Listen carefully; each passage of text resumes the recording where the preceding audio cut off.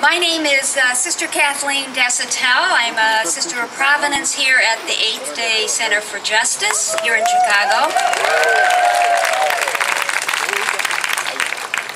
And we would be remiss if we didn't just not only welcome all the nuns, but all of the people that support us, and for that reason we can be here. So for all those who are here to support us. And mostly, I want to thank, and I think all of us need to give a big round of applause to Arise Chicago, but especially C.J. Hawkins, who has done this organizing.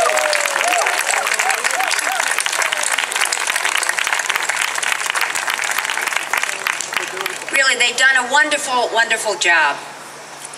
But I have the great pleasure and the happy occasion. They're not wanting to hear from me. Notice this came later. It's all right, I won't take it personally. Yeah, all my words. Got it? What I'd like to do, of course, I'm here to introduce to you who it is you've come to hear. And it's my pleasure, for sure, to welcome Sister Simone Campbell, who is a Sister of Social Service, but most of us know her as the Executive Director of Network.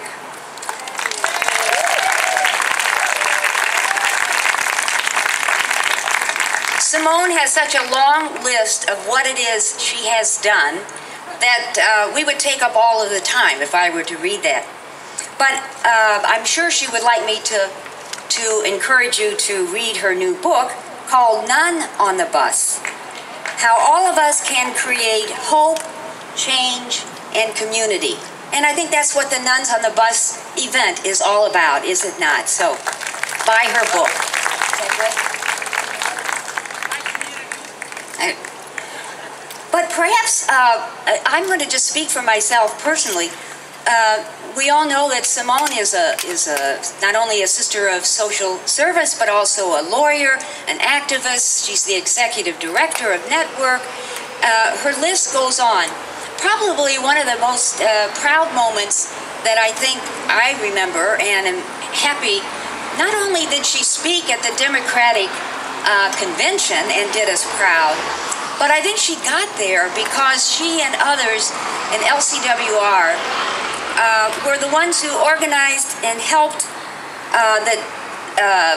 be the author of the Nuns' letter in support of the Affordable Care Act.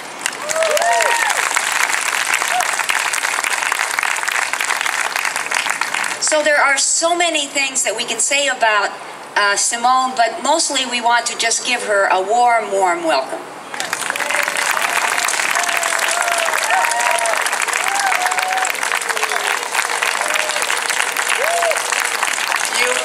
Quite kind. Thank you very much. Thank you.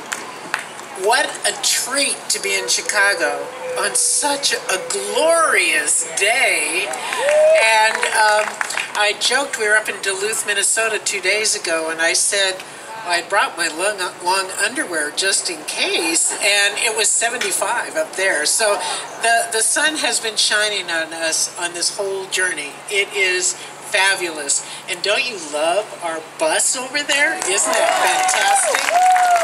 Well, we're going to be hearing from a couple of people to understand better why we're on the road, what matters.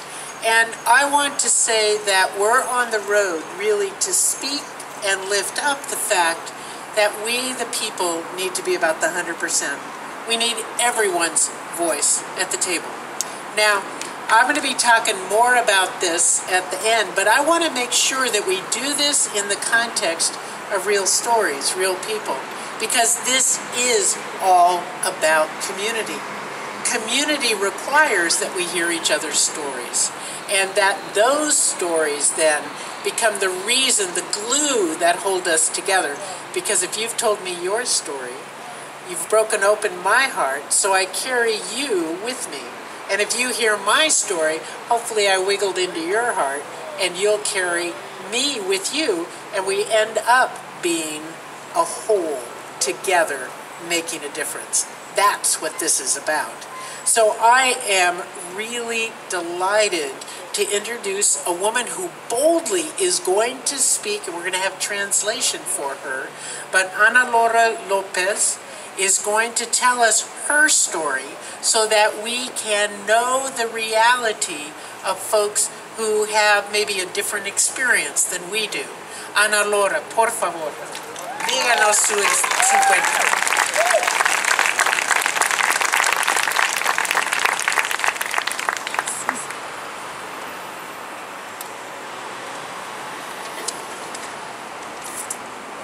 Buenas tardes a todos.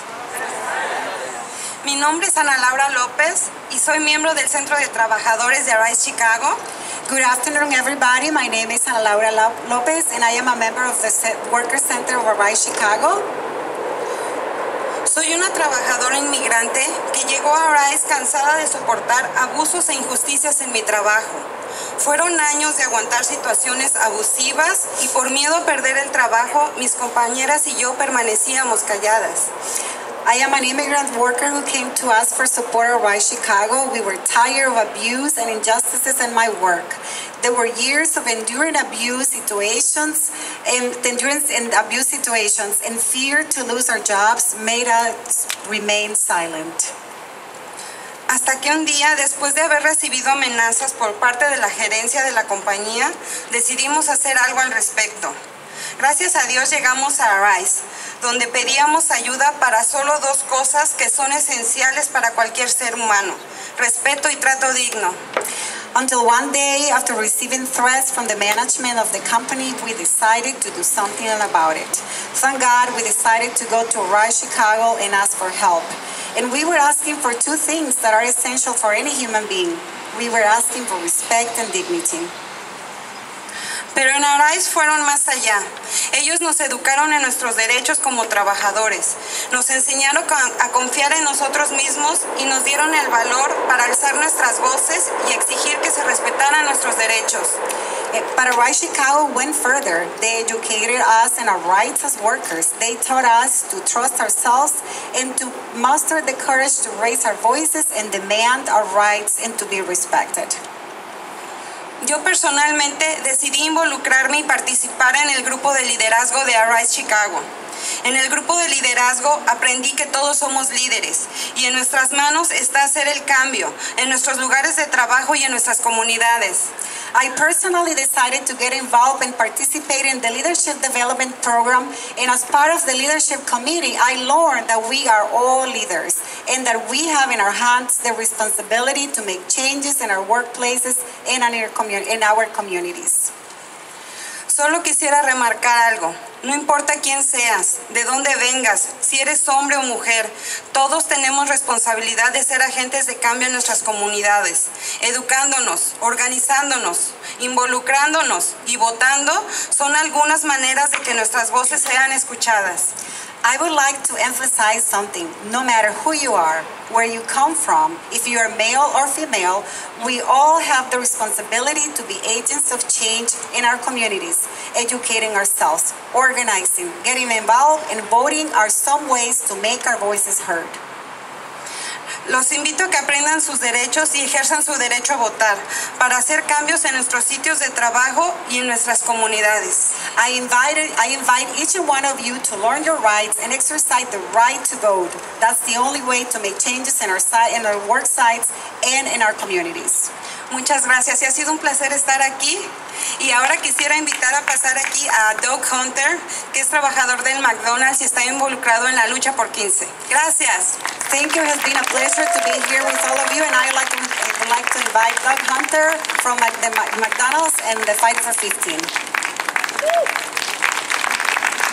Good afternoon, everybody. Can y'all hear me out there? I thank y'all for being here with us today. I'm so happy to see you all come here for us. I'm a member of the Fight for 15 campaign. We're striking at McDonald's.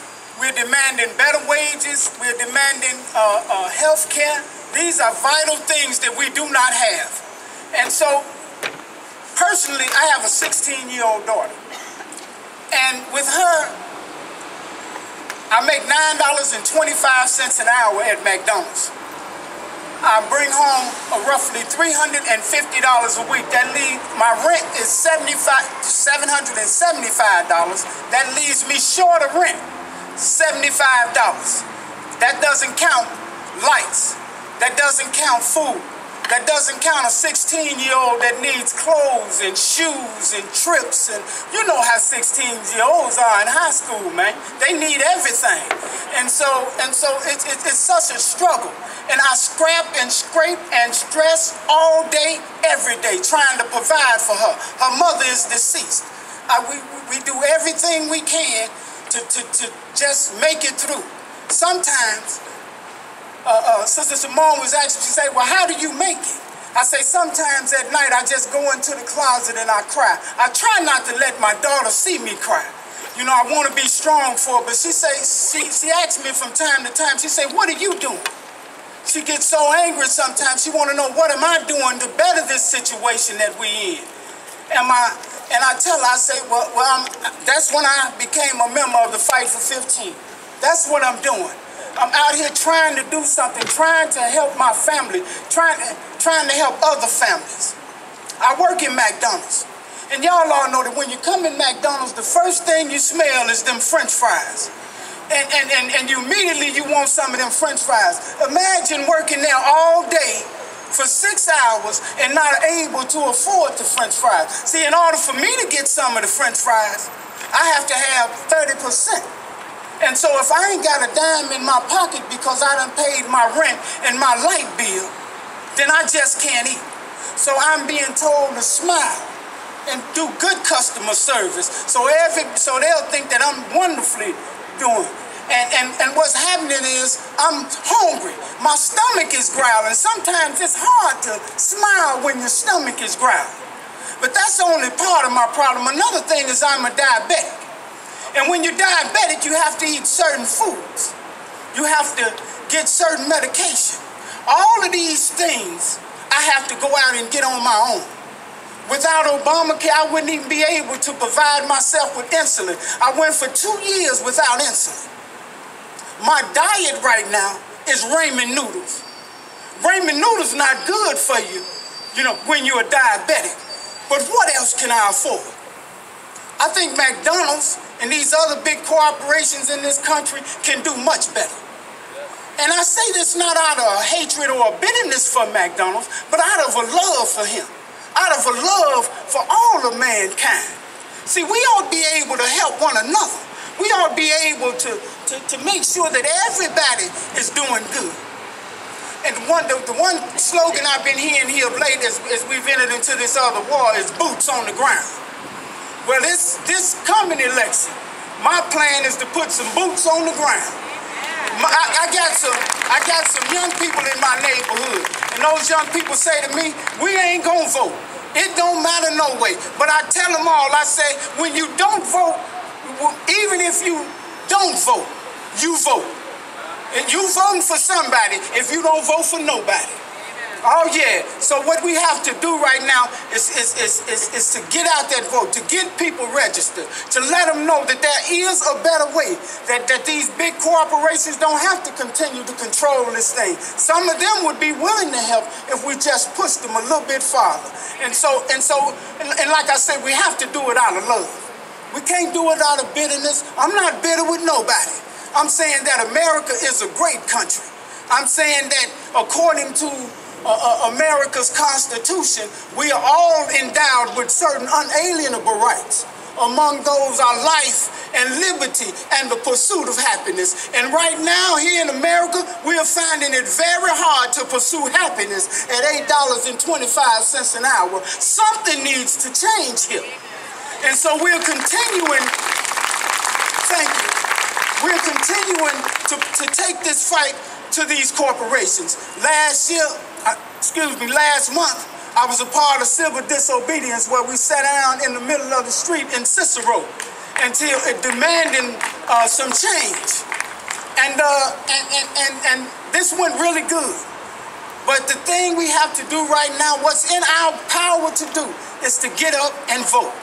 And so I thank you all for pushing that message all over the country, because every state has to push this vote. That's the only way we're going to be successful, is if we all work together as one big family. I thank you all again for coming out here today, and I would like to introduce to you now Robert Kelly. He's the president of the Amalgamated Transit Union Local 308. Without further ado.